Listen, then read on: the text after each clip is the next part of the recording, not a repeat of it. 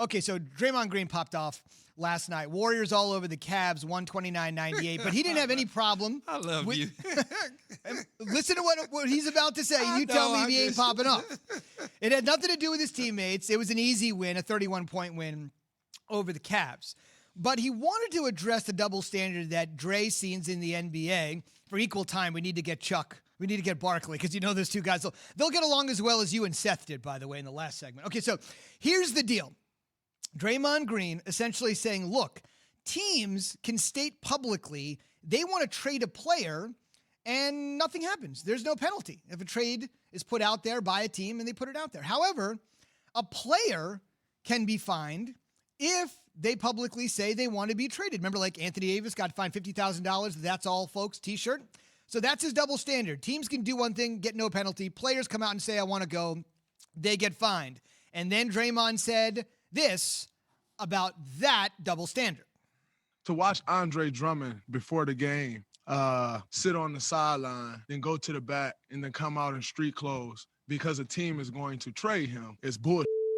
Because when James Harden asked for a trade and essentially dogged it, I don't think there was no surprise or there's no one's going to fight back that James was dogging it his last days in Houston. But he was castrated for wanting to go to a different team, and everybody destroyed that man. And yet a team can come out and say, oh, we want to trade a guy, and then that guy is to go sit. And if he doesn't stay professional, then he's a cancer, and he's not good in someone's locker room, and he's the issue. Key, the floor is yours. What do you think of that statement?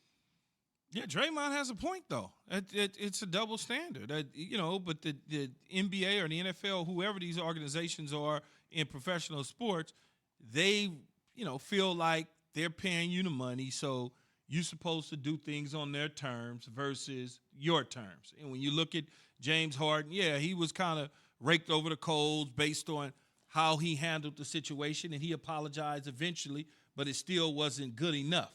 And then when you look at the situation right now with Drummond, like Draymond said, now he gets to preserve things for the team, meaning like he can't harm himself by sitting down and not playing, so therefore they're trading a healthy asset opposed to damaged goods if something were to happen.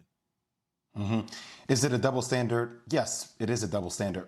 But I also feel like the tone by Draymond seems like, players are being marginalized to agree, right? And that's not the case. The players are extremely powerful, and obviously having a platform, they can utilize their voice to express something differently. What I will say is this, though, is sometimes I think there's what's happening now with where we are with the amount of money that players are making. It is starting to become a little bit confusing. I'm all for player empowerment. They're able to do what they want. I want them to be able to do what they want to a degree. But they are also employees, and these are their employers, right? Players are not at the same caliber, guys who own major portions of teams are. So at the end of the day, the employer is going to do what's in the best interest of the team. And that's their right when you sign that contract to a degree. You may not like the way they go about doing it. Thanks for watching ESPN on YouTube. For live streaming sports and premium content, subscribe to ESPN Plus right now.